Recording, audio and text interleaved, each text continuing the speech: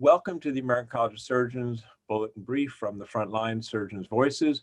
With me today is Dr. Girma Tefera. Dr. Tefera is the Chief of the Division of Vascular Surgery at the University of Wisconsin and is also the Medical Director for Operation Giving Back at the American College of Surgeons. Welcome, Girma. Thank you. Happy to be here. Pleasure to have you here with us. The work you do for Operation Giving Back is incredibly important work, highlighting the volunteerism efforts of our fellows and the focus that the American College of Surgeons has put on this very, very important domestic and international initiative. So perhaps we could start out by your first telling us, when did this program begin, and tell us a little bit about its evolution. Thank you for having me, Dr. Wexner, and this is really a great opportunity to highlight, Operation Giving Back, and also highlight a little bit about amazing work some of our fellow members do, not only domestically but also internationally. So that said, Operation Giving Back was founded in 2004. It came about because of the increased number of fellows of the college being involved in volunteerism activities, both domestic as well as international, that resulted in asks that were specific to create a resource center that could support our volunteers and humanitarians. And that's how it started. And in fact, started the mission basically to serve members of the American College of Surgeons who are engaged in volunteerism and humanitarian work. Well, thank you. And I know that you've got an incredibly hard job and quite a dilemma in selecting award recipients. I recall back to my days serving Dr. Casey to serve our fellows, used to review applications, and not only was the quantity impressive, but the accomplishments and achievements in volunteerism of the nominees was truly daunting. And it was a very difficult decision to make. So perhaps to put it in perspective, tell us how many nominations the committee received last year or the year before, and some of the highlights perhaps of some of the nominees and awardees. Yeah, you are absolutely right about the dilemmas in selecting and the amount, the depth of work, exceptional work people are doing internationally as well as domestically. We receive anywhere between 30 to in the high 50s in terms of nominations. It varies from year to year. These are, inclusive of self-nominations as well as peer nominations. And most of them are, of course, nominations by peers. But the number ranges from, somewhere, the highest we had was about 59 about 2 years ago.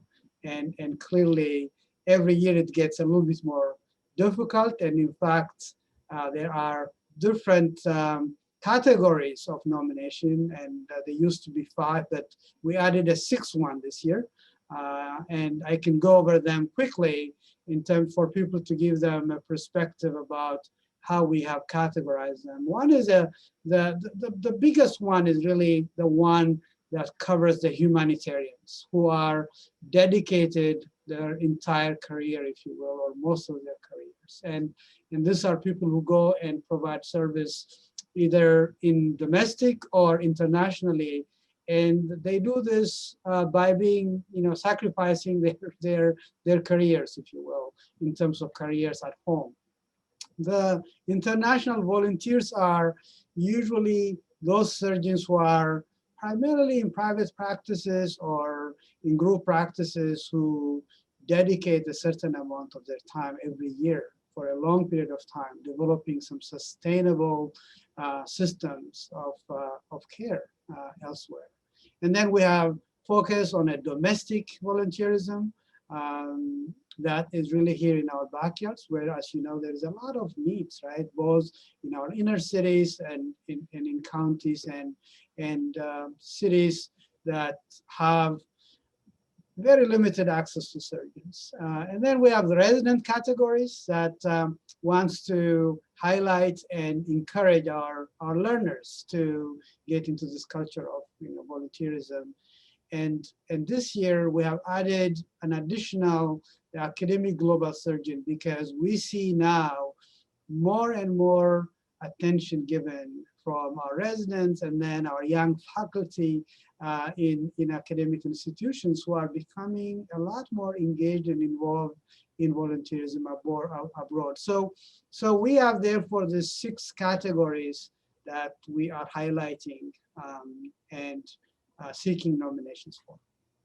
Thanks very much. Those are really important categories. It sounds like you've covered all the bases. Are some of the nominees or have some of the awardees been international fellows?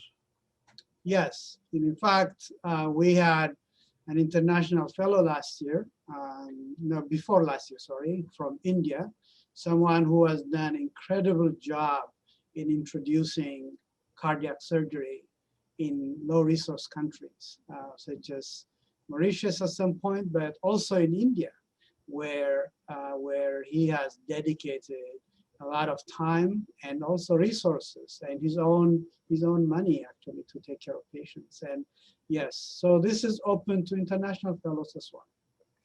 Now, one of the things I remember from my days on the committee is that some people will do an intense period, sabbatical, for example, working in a given place. Other people had shorter periods of time, but very recurrent over many, many years. Is there a difference in preference from the committee? Or because that's, again, a difficult dilemma. Somebody who says, okay, I'm going to do this period of time versus I've got a lifelong commitment. Yeah. So the category of international volunteerism really touches that category of people, right? It's people who go consistently a chunk of time every year, or people who do a larger chunk of time but repeatedly to create. So one of the things we really take into consideration, or the committee takes into consideration in selecting these candidates is, of course, the time they have committed, how long they have been doing this is one factor, but the second factor is, how sustainable programs are they developing? Are they really building capacity, wherever they go, or, so there are a lot of different criteria we put forth, but those are the specific people, individuals you mentioned are probably the largest component we have in our categories, I think, and they are in that international volunteerism category. Thank you very much for that clarification. Tell us a little bit about the upcoming March 1st deadline for submission for nominations for the ACS Pfizer Awards. What are your expectations and what is the process thereafter? Yes. Yeah. So this award nominations are open for about 10 weeks or so, and the deadline is coming up on March 1st. And we would like to encourage our fellows to look at our website and familiarize themselves with the nomination process. And I am sure they know a lot of outstanding fellow members of our organization who they could nominate for the different categories. And I just want to use this opportunity to invite them to nominate these outstanding individuals in the next to them, if you will, because the highest recognition you can give is this peer nomination, right, for the work that people do. And the most important piece that I don't want them to forget is that there is indeed a lot of surgeons who give back actually right here in our backyards. And those are as important, if not more important, than people who do work internationally. Actually, at times, it's much harder to do work in our backyards for free. But those kind of individuals are really, they need to be recognized. And I just want to encourage people to do that, and also tell people that the deadline is fast approaching, and it's really a very easy nomination. There are a few forms to fill, and we'll be delighted to work through the process for our next year nominations. Thanks again for that information. And for the last question, when are the winners announced, in what forum? Just to be sure everybody's aware of how they can help celebrate the accomplishments of the awardees. Yeah, no, so good question. And this is actually the award ceremony is during our clinical congress. And I always say this is actually the highlight of clinical congress, because we celebrate actually the best of our fellows who have given so much to the communities where they live or elsewhere. And that happens therefore during clinical congress week. However, the official announcement usually happens in September prior to the clinical congress. Thanks very much, Dr. Tefera, for all that you do on behalf of patients around the world by encouraging people to continue their tremendously laudable efforts and initiatives for volunteerism, and subsequently for recognizing some of the many well-deserving candidates for awards from your large pool of nominees. As I said before, and as you confirmed, it's a difficult process. We appreciate all that you're doing in that regard, and look forward to, as always, you're coming up with a fantastic slate of ACS Pfizer awardees for us to celebrate in September in print, and again, perhaps in person, hopefully, if not, certainly virtually in October. Yeah, thank you. Thank you so much. And I would like to encourage our fellows also to visit our website, learn a little bit more about Operation Giving Back. There is a lot of programmatic activities we are doing that they can be engaged in, and this might be a nice opportunity to connect. So thank you so much.